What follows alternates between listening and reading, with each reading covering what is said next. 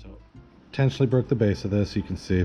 So what I'm going to do is I'm going to come back in here with basically a small piece of scrap, and I'm going to cut it down a little bit, and basically I just want this piece to be half, bridging the gap on either side of that break, half and half, and then what you'll do is you'll glue that in place. So get a decent layer of glue on there, and then I like to kind of blow on it just a little bit to get it to tack up a little bit faster. Cade, I'll get you taken care of for attendance. So blow on it so it tacks up a little bit faster, and then I will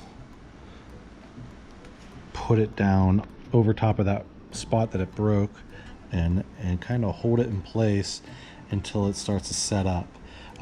If you have clothespins at your disposal, a clothespin is a good way to kind of free your hands up, so you can just kind of put it in there and hold it in place like that. I'll show you guys in the camera. So the clothespin is holding that scab in place, and you can see that the break is still in there, so you can kind of see that right in there in between where the clothespin teeth are. But basically what we're trying to do here is get this to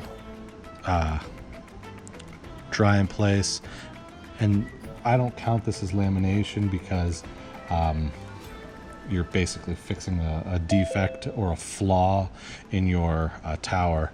So that scab there will, once it dries, it'll bridge those two broken pieces, and then you'll be good. It'll be as good as new.